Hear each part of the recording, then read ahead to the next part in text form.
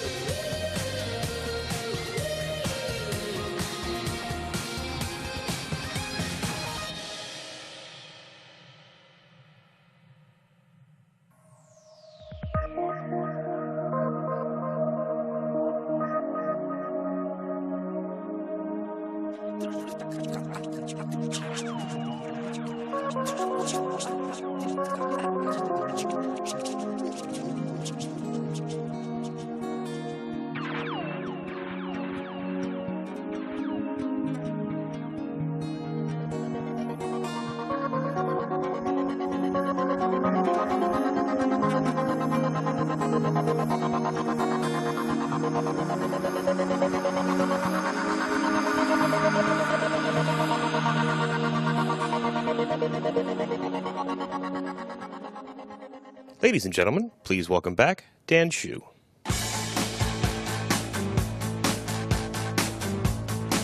Hey everybody, in case you guys weren't here yesterday, my name is Shu. I'm the editor-in-chief of Gamesbeat, and I am dressed down today because this is way more comfortable than whatever I was wearing yesterday. So please, I hope that's okay with all of you, but I'm much more relaxed now.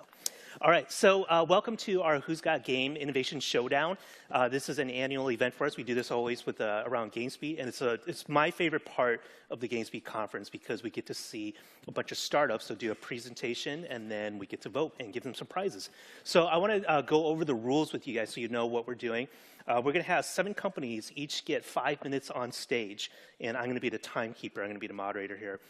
They will be questioned by one of our judges for another 1 to 2 minutes before the next company comes on stage. They could show videos, but no PowerPoints. Again, they have the time limit. After all 7 presentations, the judges will gather, and then they'll discuss and we'll reveal the winner at the end of the show, at the end of the day. And I will be the tiebreaker if there's a tie, but our judges are very opinionated. I don't think it's going to come to that. I don't think they want me involved. They're just like, we got this, we got this. Okay, so, and those of you in the audience can vote as well. You can just kind of join in the action and then put in your thoughts and then let us know what you think. The easiest way to vote is via the Visibo app. You can download the app, and then if you haven't already, find the Gamesbeat event, and then you'll find a poll in there on the main page. And then we'll share the audience votes with the judges in case they're very close that you might influence, you might swing the vote one way or another. All right, so the prizes. So for our winner today, we're going to have some cool prizes. We're going to have a free pass to Gamesbeat 2015. So that's going to take place, this conference is going to take place next year in October, or another VentureBeat event of their choice. They're going to get a trophy, a nice little shiny trophy. They're going to get a slot in a Yetizen bootcamp program. This is a 1-month early stage program for startups. It's a $5,000 value.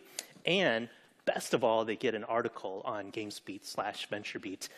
It's covering their game, written by either Dean Takahashi, Jeff Grubb, one of our beautiful writers that we have. All right, so I want to welcome all the judges up, and I'll let them introduce themselves. Please. Come on up.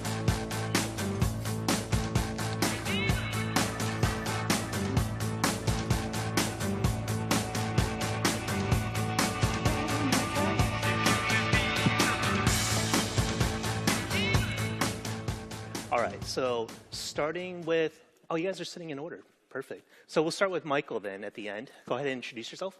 Hi, my name is Mike Chang. Oh, microphone. Hi, my name is Mike Chang. Personal investor and advisor to a few companies. Hi, I'm Eric Goldberg. I've been in the games field for 35 years with no time off for good behavior. I'm an advisor, board member, and consultant to a large number of companies. Hi, my name is Sana Choudary. I'm the CEO of Yetizen. We're an accelerator as well as an event series, and quite a few of our companies have either spoken at Gamesbeat or in the audience right now. Hi, I'm Ann Burkett, and right now I'm here as a representative of F50, which is going to be investing some money in games over the next year, and that comes from mostly Asian investors. I've run an accelerator, and I've been a game developer most of my life. Cool. You can set it down. I have the mic. All right, thanks. So I'm excited to see, I hope the presentations are good because 3 of you judges are new. So I know you're with us for the first time as a judge, so thanks. Oh, before it'll be, okay, not last year when I was running it, sorry. So yeah, working with these judges, I know they're really tough and they're very, very picky, so the presentations better be good. So with that one, we're gonna bring up our first contestant, Chobo Labs.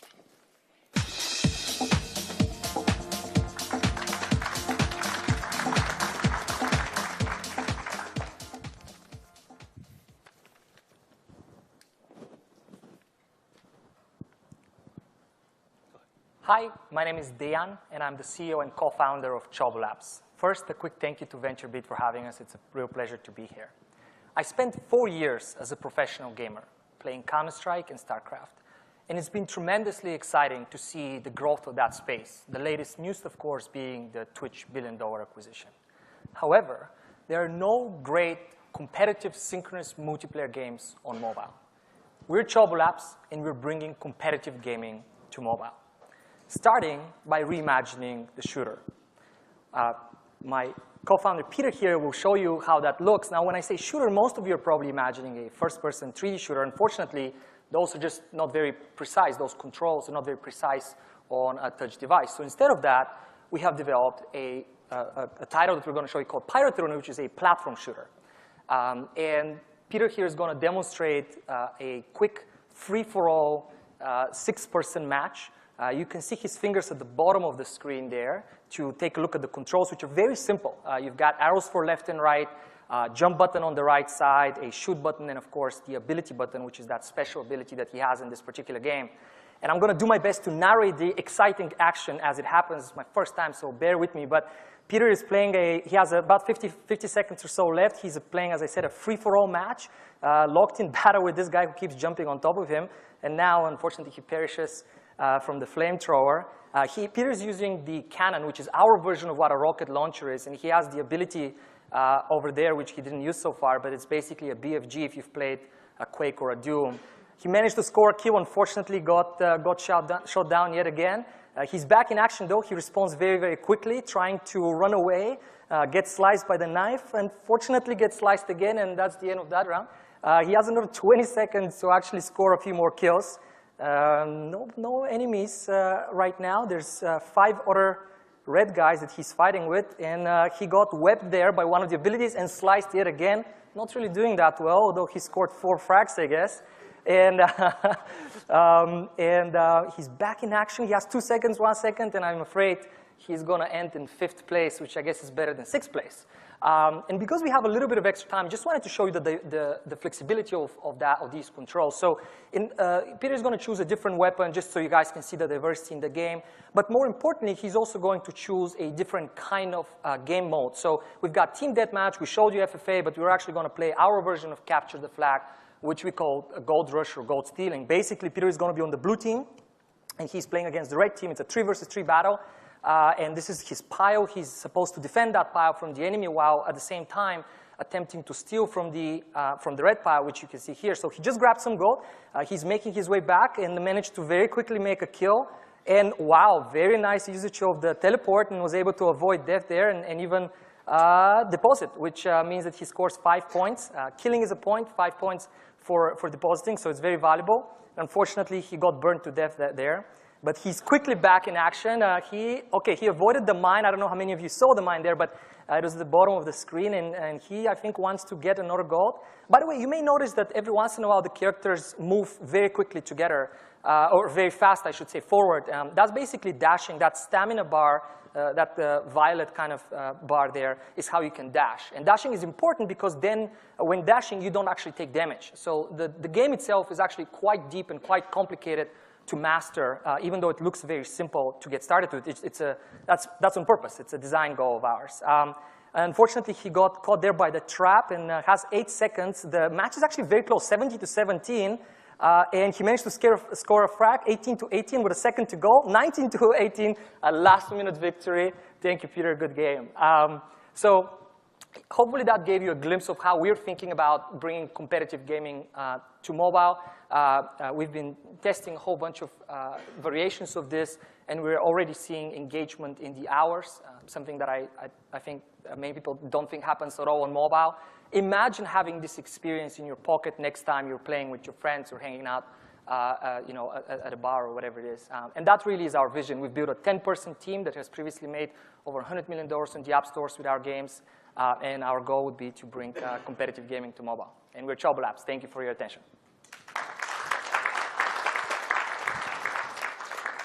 All right. Judges, any questions?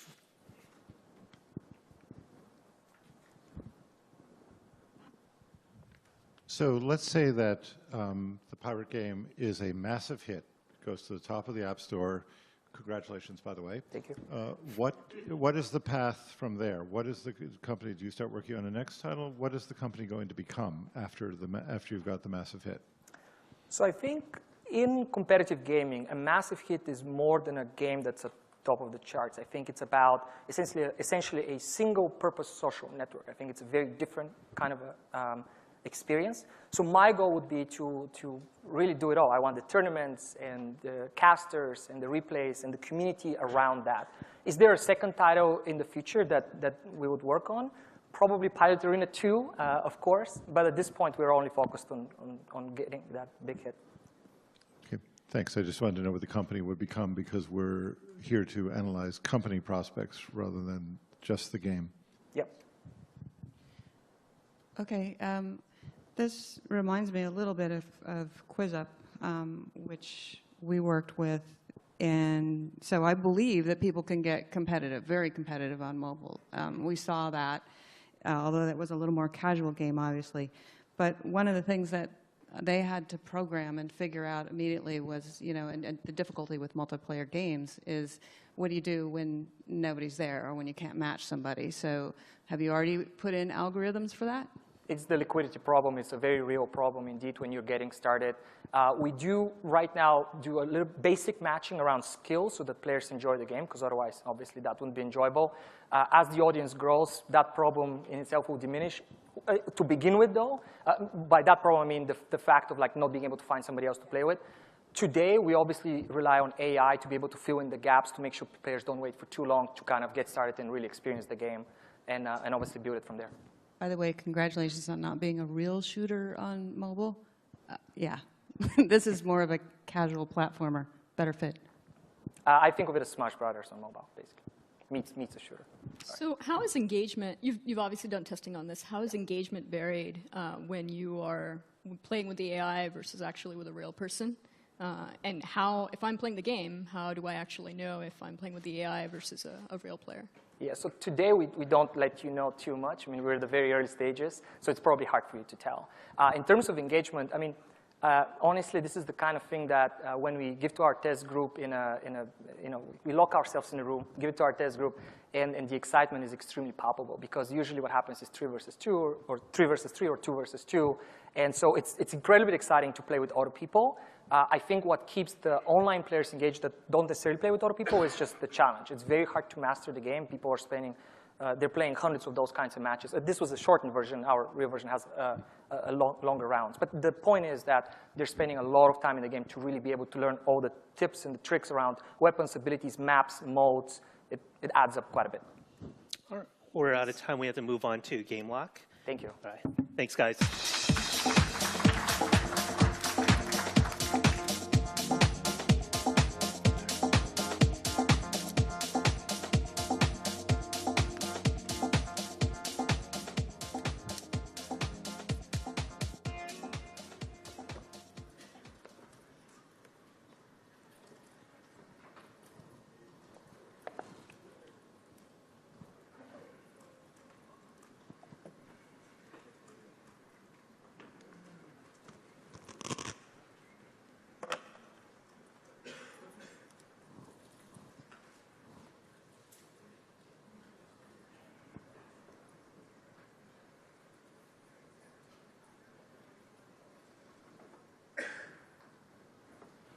Shalom, shalom. I'm Andy Altshuler. I'm the founder and CEO of eXp Commerce, based in Jerusalem, Israel. I've traveled a long way to be here with you today. Thank you to Gamesbeat for putting on a great conference and for inviting us to be here. So EXP is revolutionizing commerce. Sounds crazy, I know, but that's what we're doing.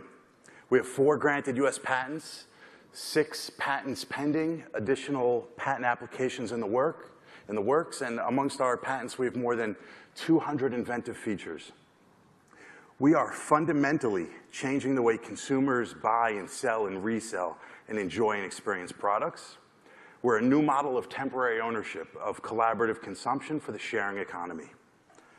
For businesses, manufacturers, publishers, retailers, distributors, marketplaces, for anyone that sells products, we're changing how they sell and how they make money. Our universal system is called the Lock-It system. One day soon, the Lock-It system will connect with millions of websites and brick-and-mortar stores and will revolutionize every industry. But we're starting with video games with console discs. Today, I'm here to announce that the Lock-It system is debuting on the website GameLock.com.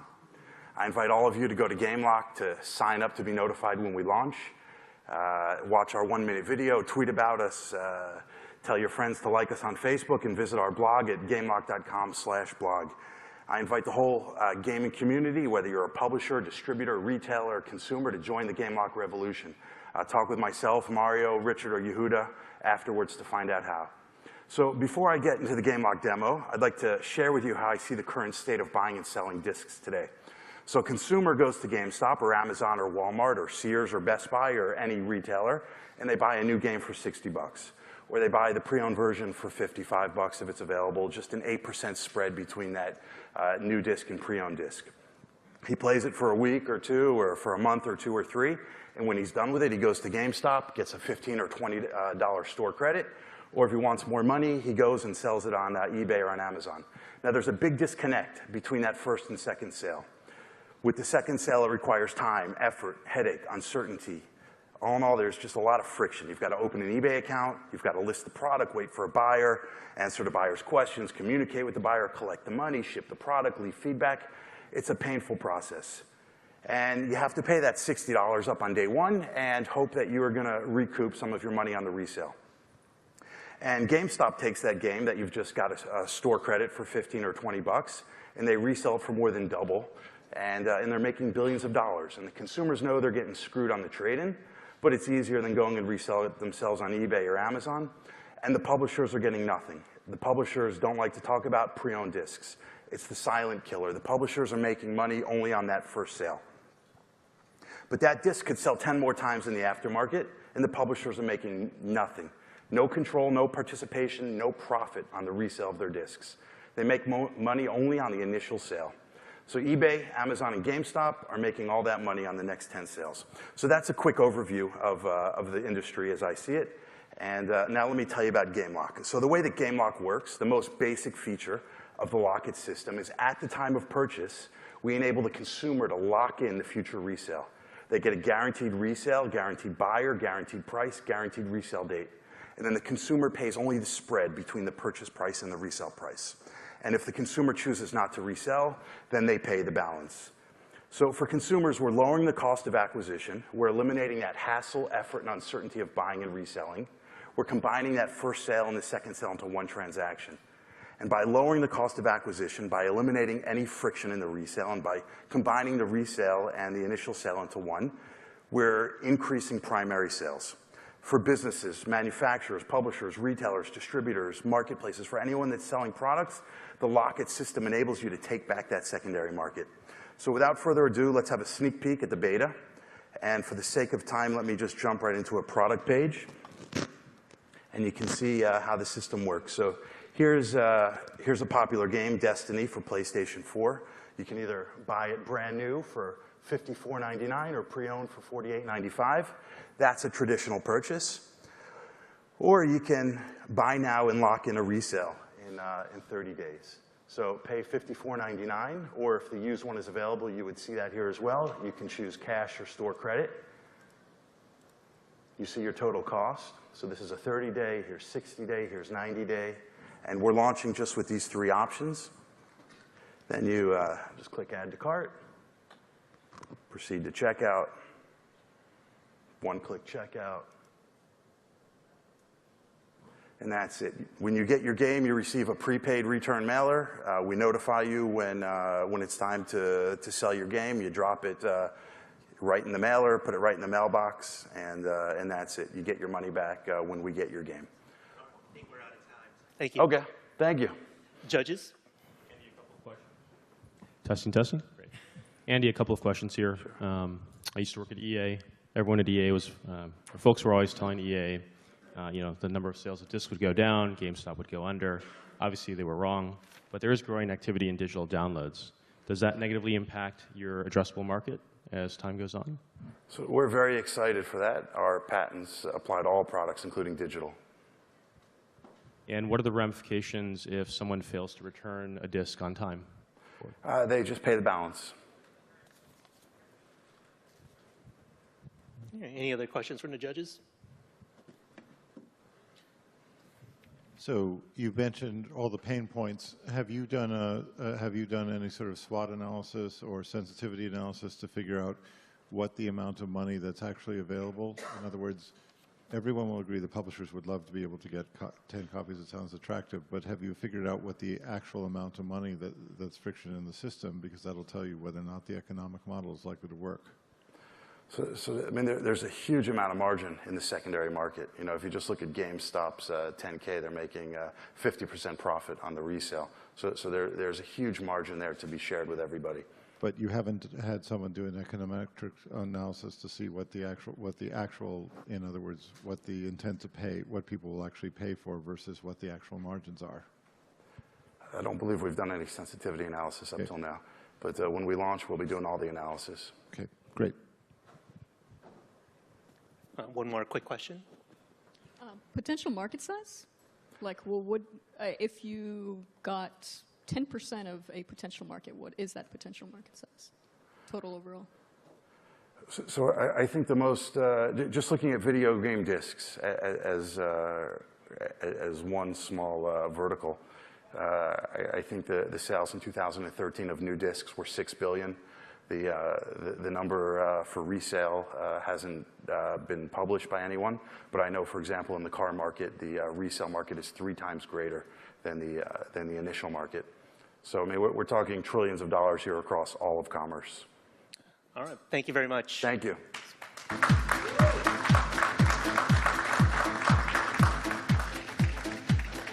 All right. Next, we have Hello Gamers.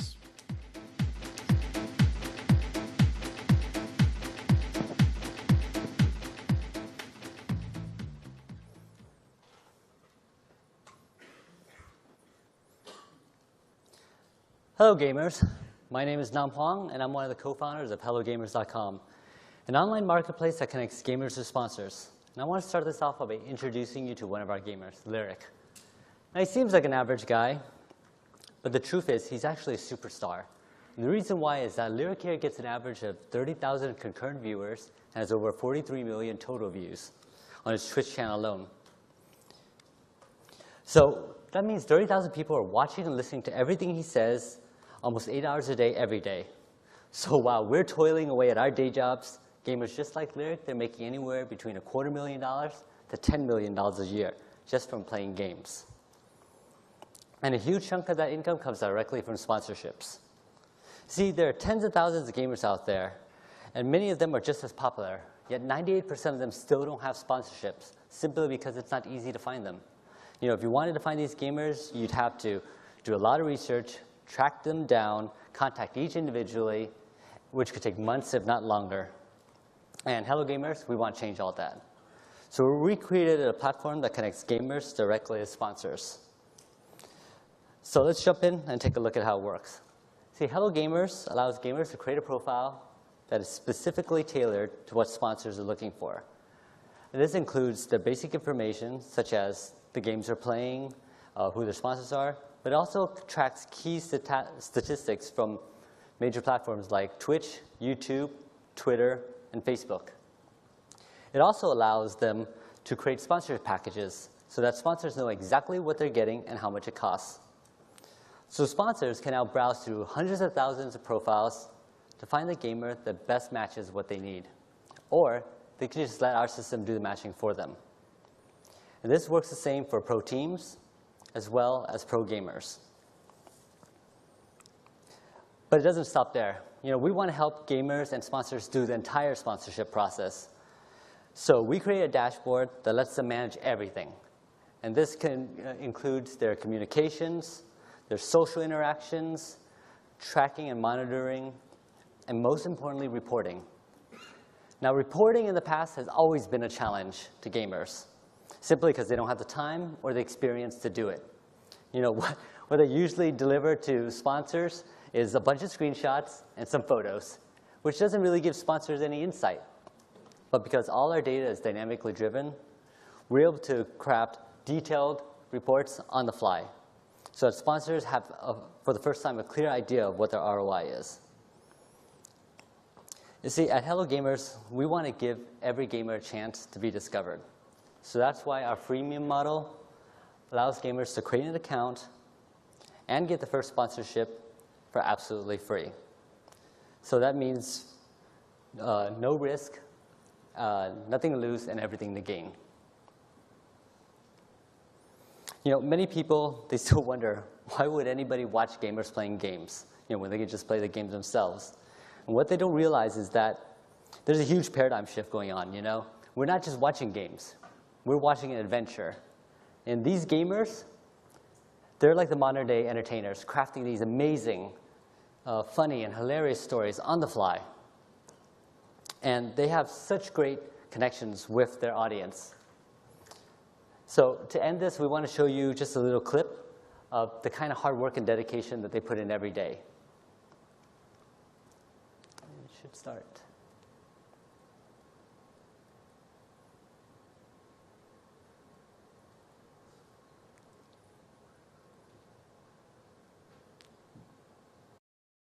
Mr. Anderson, we've been expecting you.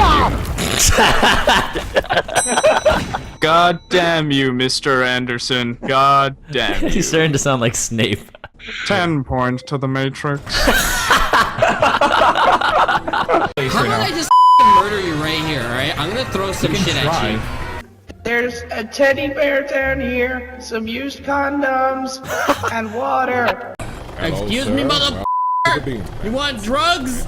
Some guy said. By making that choice and doing this instead,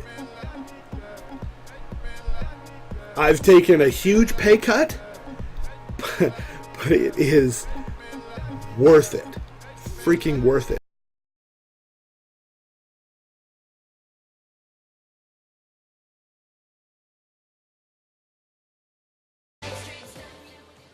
All right, thank you. Judges?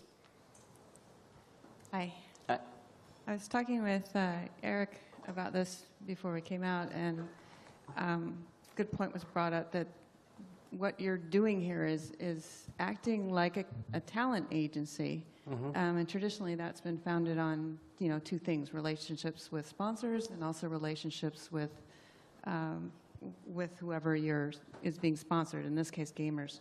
You're bringing in a lot of technology into it, partly in place of the relationships. How do you think that's going to stack up against people who have those relationships, especially with sponsors, because that would seem like the weak link? Well, it started off with the fact that my partners and I actually are agents. And we worked with the top Twitch sponsors, and gamers. We work with major brands as well as, I would say, the top 100 in Twitch. And they kept on coming to us with this. And we could take a huge cut of the sponsorships like we used to do, but we figured this is inevitable. This is coming. And if we don't do something about it, that helps widen this experience and opportunity for every gamer, then somebody else is going to do it. So we decided we're just going to do it first. And then we even had debates like, should we take a cut of the transactions like an agent traditionally would. And we said, no, this is bigger than that. We're not going to take any transaction fees. We're just going to make it so that every gamer has a chance to get out there. So if you're not taking transaction fees, then you've got to be VC funded or other funded until the only thing that is funding it is subscription model. Okay, but you're seeking more funding than that. Yes. Yeah. Okay. Well, that's That's helpful because that, to me, that would have been the hardest thing to do is to get the relationship with the sponsors. But if you start with that, I don't know, somebody else shoot a hole in it. All right, that's all the time we have. Thank you very much. All right, thank you.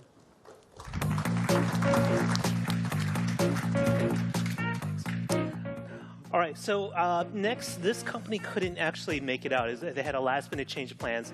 They could not make it out, so unfortunately, they're not eligible for the final prize, to be fair to the contestants who did show up, but we're going to play a video of theirs just so they could get their time, get some press. So we're going to run that right now. Nimble is the best motion sensing device ever. What sets it apart is sub-millimeter accuracy, long range, and almost no lag. Nimble makes games so much more fun and realistic. And kids love Nimble. Nimble brings all of their favorite games to life. They wave, lean, and jump around. The Nimble device is awesome, man. I mean, clearly the experience of using the finger is a lot more intuitive, especially for a game like this. The interface is very smooth. I was very impressed. So good job, guys. While designing Nimble, knowing the fact that only our fingertips can be moved with the most precision among all other body parts, we decided to track their movement. It's very easy to set up. Plug in the sensor, get Nimble on your finger, and start using it. Developing with Nimble is amazingly simple. We'll provide an SDK with advanced developer options so that more and more apps can get support as soon as possible. Integrating games with Nimble is very easy. You can assign a gesture to any key or click. Low latency and long range makes it perfect for VR headsets, so you can actually touch and interact with what you see. Nimble opens up amazing new possibilities for developers. They will get access to 3D position data at a high frame rate. Our software can track many Nimble devices simultaneously, enabling developers to make multiplayer content. I saw, as compared to other devices which are out there, it's quite accurate and quite fast as well. The response is quite fast. If you really have to talk about gameplay, it allows you to get high precision and you can make games that require high extent. Nimble can simulate touchscreens so that all games developed for mobile devices can be used directly on PCs, bringing a freedom to develop content on any platform. All right, so that's Nimble. They're on Indiegogo if you want to check them out. So we're going to bring out our next contestants, Nudge.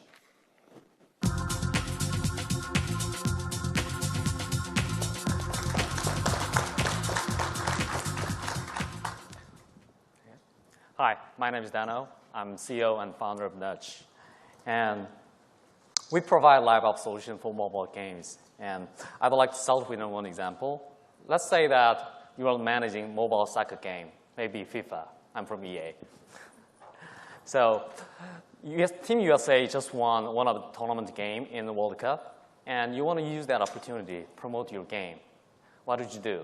Probably you want to create some kind of exclusive item, Team USA uniform, and give it to US gamers for free, for limited time only, something like that. But you would realize that you don't have that types of capability to create an item instantly, and you can't really give reward to specific group of users instantly without update. You know, people will say, hey, you should update for next, you should wait for next update like that. So this is happening a lot in mobile game company. So mobile is all about speed, timing and personalization. So we came up with an idea to develop specialized mobile live ops solution. We combined analytics, targeting, and engagement plus marketing automation tool in one package that is very easy to use, also provides seamless workflow. Let me show you how it works. Okay, this is our dashboard. So you can see all active users in the last 24 hours. Here, you can see how many people are actually using your game right now, playing. In this section, you can see segment breakdown. So in this example, I defined well who spent more than $199. So I'm going to go here. And these are all customizable. In this example, I want to see who passed stage 20. You can see the number change in real time. This is not statistical sample. You can see it changes in real time. So if you take a look at this, you can see how many people are active and inactive, also paying or non-paying, or how much they paid. Here, there is spike. You can see there are 570 people who has not spent any money in your game. I want to run sales promotion campaign for these people. I'll just select sales promotion, virtual currency. I'll just choose smoke grenade, which is our top selling item, and set discount rate 50. So I added campaign. I'm going to assign collateral, which I prepared. So I assigned it. I want to display it in whenever whale visits the main page. But I don't want to, small them up too much, and I want to set display interval every 1 hour.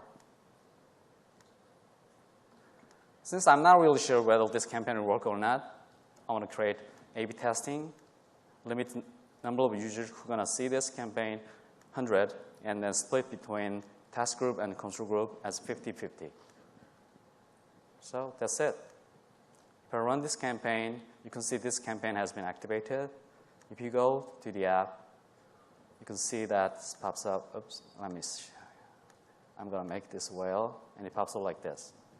If you click on it, we have integrated iTunes API automatically. So if you buy it, you can see that item is in mailbox. So I'm going to show you one other example. If you send push notification, you can just create one campaign, and you can send it message to all different users from different bill. Right now, you can see Apple App Store, Google Play users, numbers. And also, you can see the open rate. So if you send out push notification message, you can check whether they got the message and open the app or not. Also, you can assign multi-language messaging into one campaign. We're going to figure out who used Spanish message in their smartphone so that send push notification in Spanish right away. So as you saw in the demo, you have full access to live data and also in-app economy as well. And with just a few clicks, you can track users' behavior in real time, recognize opportunity in real time, and engage them instantly. So then you can continuously optimize your campaign using A/B tests. Thank you. Thank you. Judges. Okay, so this is a very nice evolution of a metrics play. It's much easier to access the information, and it's actionable. Metrics plays, however, have been something where it's a long slog to sell in because you have to deal with the inertia of whatever system is already in there. Mm-hmm. And then, of course, once you get in there, there's always a bunch of competitors who will be able to do what this is within a period of time. What is the longer-term sustainable competitive advantage or advantages that you'll build, assuming that you get, let's say, 25 to 50% market share? Okay, so I want to use car analogy. Mobile is still young, so a lot of companies pour a lot of money to build a company like Toyota. And so basically, they are making a universal car for general people for a bigger market. Instead of us, what you do is, we are focusing on just one area, which we call live ops. It's like developing racing car for F1 race. So you take out, passenger seat, luxury levels like that. We just take it out. We focus on there. So as you saw, we just focus on live data and live operation. Basically, if you want to do analysis on past data, probably you will use some other analytic. So that's how we think that we preserve value and focus and go advance. So if I understand correctly, you'll extend it to other areas of the full game process, from development through sequels and so on and so forth. That's where you would expand? So we have a technological advantage over purchase tracking. So we want to expand to mobile commerce as well, since it uses similar purchase transaction. So I'm sorry? Who are your current customers? Current customers? Right now, we have Nexon, NeoWiz, mostly based in Asia. As you know, the Nexon is pioneering a free-to-play game, right? So instead of they build in-house tool, they chose us 2 years ago. We have worked with them closely. So I've noticed in a lot of, there's fewer SaaS plays as options for Asian customers, Asian game developers, right? So they're really hungry for this type of stuff. But have you seen any kind of opportunity like this in the U.S. market? And if so, who would be your ideal customers? Right now we are looking at the social and real money casino, because that's where you can just leverage, right, as far as monetization go. That's, and then if you take a look at the security control room in the real casino, they want to watch it, everything in real time and respond to it, right? We want to make that experience happening in social and real money casino as well. All right, out of time. Thank you very much. Thank you.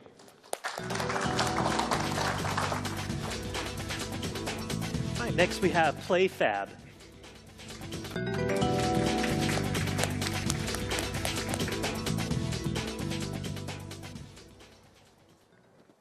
Okay, so the game industry has always changed very quickly, but the change in the last couple of years has been especially fast as we've gone from games that are essentially premium experiences, standalone, to games that are as a service. And the problem with building a game as a service is that instead of just focusing on building a fun experience, you have to focus on so many more things. You have to focus on building DevOps and live operations and servers, and you've got to have 24/7 teams, and the complexities just expand. I saw this firsthand at PopCap Games, where I worked for more than 8 years. In PopCap, originally we focused just on building fun games, and it was a very straightforward business. But as we moved toward free-to-play and games as services, the complexity expanded. So suddenly it became much harder to focus just on the fun. We suddenly had to focus on so many more things, and it was a real challenge. And I think a lot of smaller companies really struggle with this complexity.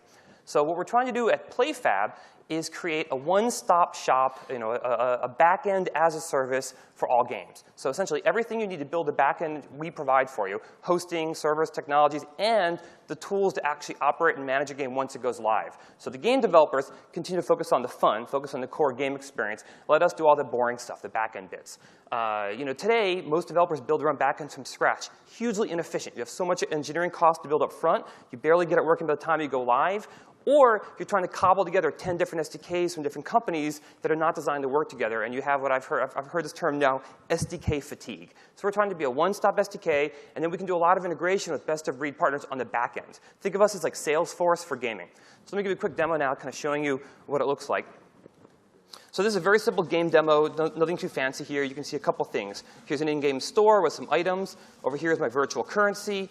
I can, for example, buy this pack of items. You can see what this currency went down, my inventory went up. I've got, for example, some in-game marketing, a little piece of news here being published into the game. I've got things like a leaderboard experience. And I've got things like these tool tips are also being dynamically updated. So that's a very simple little demo. Let's look at the back-end side. So this is the game manager. This is your mission control center for your game experience. This is where your entire team gathers to operate your game. Customer service, game designers, in-game marketing, product managers, your whole team sits around this tool. Now, this version of the tool has been live now for a couple years. We acquired the technology from an existing game company, so it's a little bit dated. We're working on a new version of the technology now, which is super slick. It'll be live in about 2 months, much better experience. But nonetheless, this is what we have today. Here's my profile for my player. You can see my virtual currency balance. If I hit refresh, you see this is going to go down because of reflecting the activity that just played in that demo. If I was a customer support person, I could go in and do a service recovery and actually add virtual currency to this player's profile. I could look at this person's login history. So the person says, my account was hacked. I can say, no, you weren't. You've never logged in from a different MAC address or IP address. You're making that up. I can look at the person's inventory. If I had to, I could go and I could revoke an item from this player and take it back. I could look at this person's purchase history and see purchases that maybe didn't go through or that were opportunities to do a promotion. And then if this is and we also support multiplayer games. So if you're a multiplayer game, we have your entire history of any game sessions you've played, who you've played with, server logs, and so on. In this short demo, I can only scratch the surface. We have a lot of features in this tool. For example, setting up your in-game currency, a virtual currency transaction. So the first thing most games do is they create a virtual currency for themselves. And they say, what's my starting balance for that virtual currency? Then they define the catalog of all the items that you want to purchase in the game. And because we only do games, our catalog is very focused on the needs of the game industry. We have durable items, consumable items, items that last for 72 hours, then go away. We have random drop tables for things like card packs. We have sets of items where if I buy these 5 items, I get the 6th item for free. So we have the whole catalog sort of management experience out of the box. I mentioned in-game marketing. Today, this is very basic. I can go in and I can create new kind of articles. hit publish, they go into the game live. Next up for us is segmentation, targeting this messages, and then having live kind of dynamic content in your in-game marketing. I mentioned multiplayer. If this is a multiplayer game, you could upload your server builds to us. We do all the hosting and management for you. We have data centers around the world where we manage and host these games out in the wild, and then we do all the matchmaking to match players against your backends.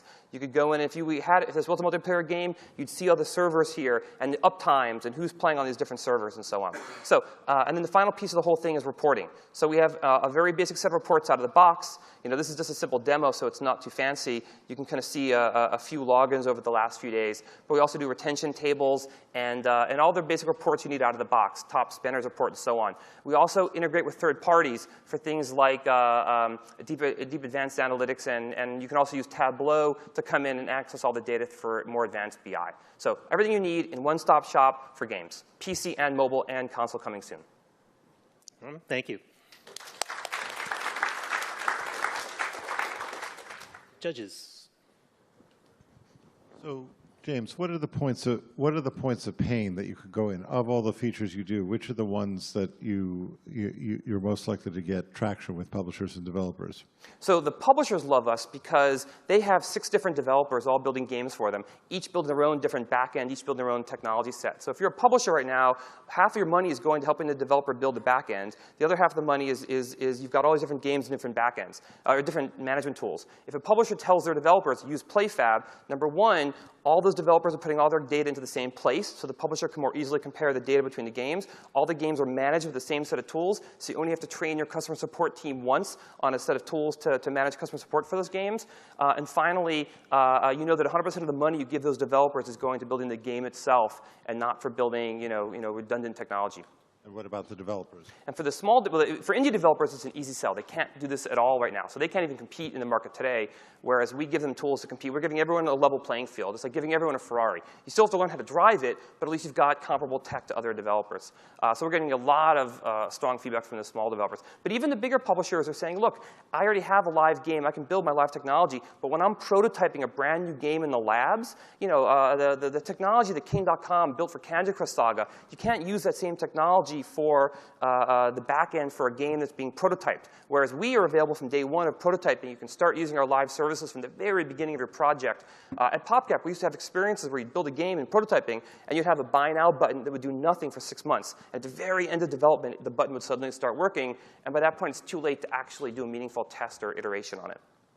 James, how do you think about steady-state pricing for this product? So we chose to price not based as a revenue share, because we don't want to be yet another tax on revenue. We're priced based on usage. So you pay us based on your DAU model. So the more DAU you have, the more you're paying us. But that's also a metric that every developer has a forecast for. Everyone knows what their DAU forecast is. And we're priced so that there's no upfront cost. It's free up to 1,000 DAU. And we're priced so that when you do go live and you're starting to pay us money, it's going to cost the same or less than if you're doing it yourself, with none of the upfront engineering costs. So it's going to be cheap for hosting. All right, thank you very much. Thank you. All right, we have next the Tap Lab.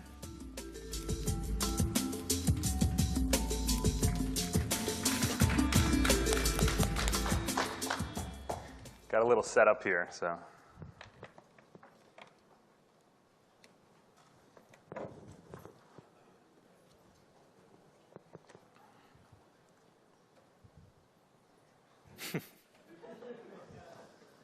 All right. Got the audio on that? Give you guys a sense for the theme of Bigfoot. All right, if no audio, no problem. I'll kick it off. So my name's Dave Bisceglia. I'm the co-founder and CEO of the Tap Lab. And we've developed a motion control game engine for camera games. And today, I'm thrilled to show you the first of many, Bigfoot Hunter. So Bigfoot Hunter is a free-to-play photo safari game. And it immerses players in this virtual world. Now, we were inspired by the classic N64 game, Pokemon Snap. And we're taking that unique camera game experience to mobile for the first time. So in Bigfoot Hunter, you're actually a wildlife photographer.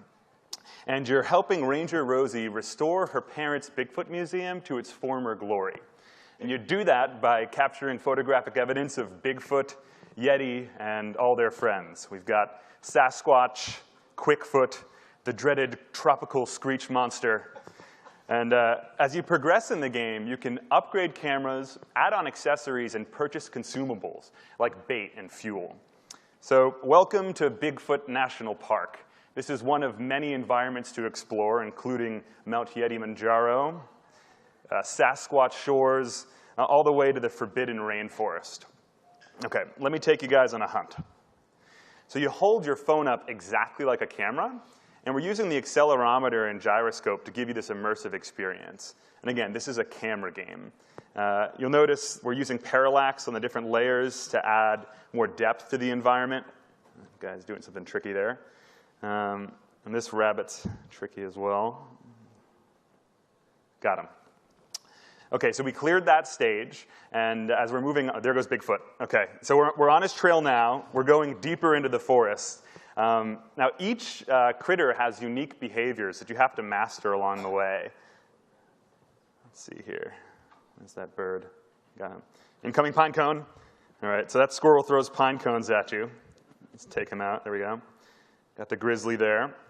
And we've also added in touch controls, too, to get a nice hybrid of controls. Oh, there's Bigfoot. All right. We'll get him before he goes. I feel bad. You guys are missing all the hilarious Bigfoot noises that me and my team made for each one of these characters. So we 3-starred it. We got some great shots. And let's take a trip to Mount Yetizen. So you'll notice each environment looks entirely different. And you've got different characters that pose different challenges for players. Wow, we got a snowy owl here. Got him. And there's the yak. What's that penguin do? Oh, he threw a snowball. You got to wipe that off. And then where is he? Got him.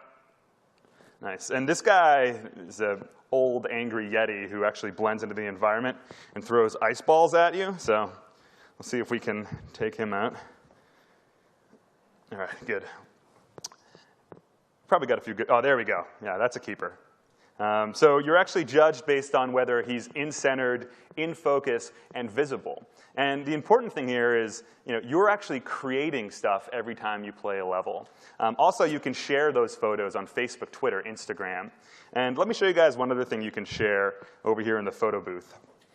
So as you progress in the game, you unlock the ability to take photos with the characters in the game. And let's get a shot with all you beautiful judges over here. Come on, guys, look at me. Michael, come on. All right, that's a keeper. So I'll share that one to Twitter after the talk.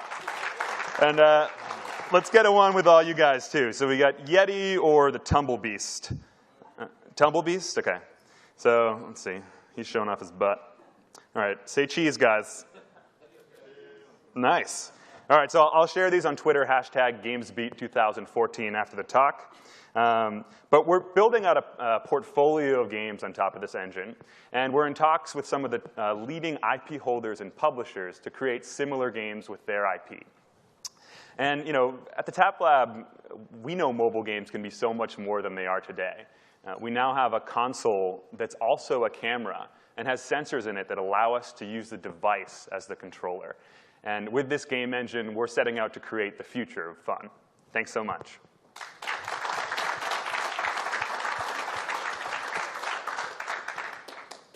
So Dave, you've talked about indoor location and a number of different technologies you're really excited about. How is that going to be integrated in the next few games that you do? And how's that going to improve gameplay, you think? So we've already begun experimenting with using iBeacon for local multiplayer matchmaking.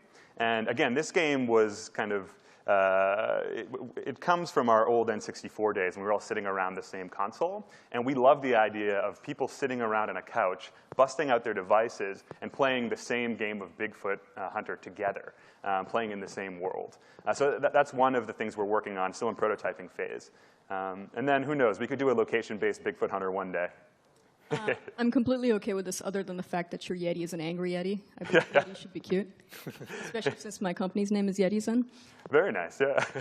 We should do a partnership. Yeah, let's do one. You can use all our Yeti assets. So in your application, you wrote that your biggest competitors, though, are all the game developers going after the same user base. Mm-hmm. what are you doing specifically to address that kind of threat? So we're actually looking to partner with a publisher, and we're already in talks with quite a few. In line with that, we've got a game that really stands out and a game that kind of sells itself. The other important thing here is we're looking to make motion controls accessible to the mass market. A lot of other games out there that have used motion controls haven't really pulled that off. And we think because we've got this narrative fit between cameras and that intuitive idea of you're holding this up to take photographs, it clicks with players. And we've seen it. We've had hundreds of play testers, and they really connect with the game. So. If I'm playing the game and I step out of this room, am I automatically going to see a different level or not unless I catch up? Not yet, but very soon, yeah. All right, thank you very much. Thanks so much.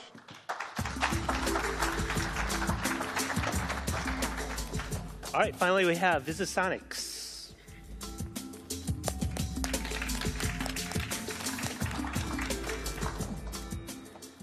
Okay, my name is Greg Wilkes with VisiSonics, responsible for business development.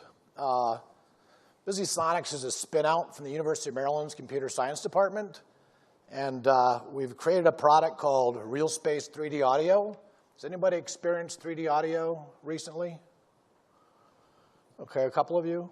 There are a couple of folks who are trying to do 3D audio today, and most of it's kind of panning left and right.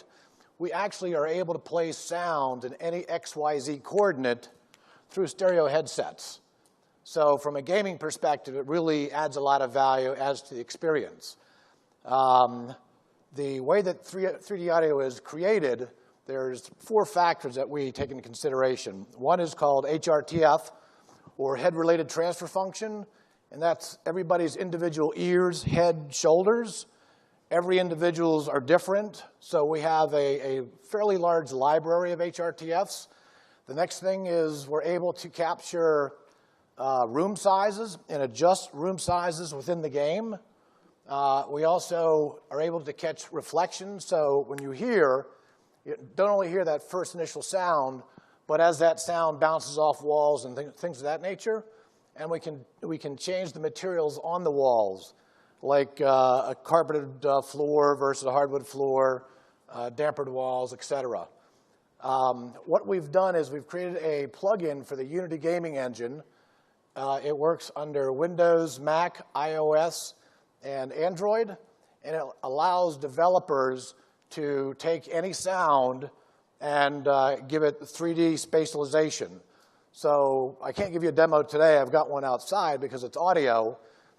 But what we do is the first person and the object within that game, there are XYZ coordinates. We take those coordinates, we run them through our algorithm, and you can actually hear sound in stereo headsets behind you, in front, above, left, and right.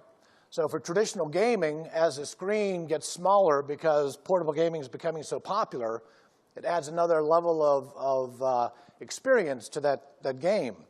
When it comes to virtual reality, your brain actually processes visual and auditory experiences at the same weight. So if one or the other is not on kilter, it kind of ruins the experience. But when both of those are top-notch, it's really a 1 + 1 = 3 experience. Initially, it's a Unity plugin. Then we're working on a Wise plugin, FMUD Studio, then eventually Unreal and Cry. And again, I've got a table outside those doors if you'd like to experience it afterwards. Thank you. So I actually got to see the demo outside, so anyone in the audience who hasn't, you should. It's pretty amazing. So one question, this depends on your integration within headphones as hardware, or like how exactly are you guys going to grow from where you are now as a company? So it's headphone agnostic. The developer themselves, as they're developing the game, in Unity, for instance, there's FMOD Basic that's built into Unity. We take those sounds, you apply that sound to an object. As you and that object interact, those XYZ coordinates go through our algorithm. If that object spins behind you, you actually hear a person, a first-person shooter, you can actually hear someone behind you. So headset agnostic, and it's all depending on what the developer wants to experience. So I get the value prop for console, right? As a gamer playing a console game, it's very immersive. I want to have that kind of audio experience. But with mobile, most people I know, and myself included, when we play mobile games, we're actually not putting headphones on, right? So how do you see penetrating that type of market? Well, it's a good question. And I guess it comes down to the value added for the developer. Those that want to kind of break out, like that was a very cool game we just saw. And I could. Well, you should talk to them. Yeah. So it's you know, it's all about creating a sticky relationship with that consumer, increasing gameplay time, and if you can leverage 3D audio to accomplish that, it's value add for the developer, it's value add for the end user, which is what we're all about. All right. Thank you very much. Thank you. Thank you. All right, that concludes our Innovation Showdown. Again, those of you in the audience, you guys can vote as well. Just go download the Visible app if you haven't already, and then just look for the polls under the Gamesbeat event. So we're gonna share those results shortly with the judges, and we're gonna go backstage and talk about who they liked, who they didn't like. And then at the end of the show today, we'll announce the winners. And again, the prizes, we have an announcement post on VentureBeat Gamesbeat, free pass to Gamesbeat 2015 or another VentureBeat event of their choice, a trophy, and a slide in the Yetizen Bootcamp program, which is a $5,000 value. All right, so that concludes. I actually don't have my notes for what's next, so I'm going to need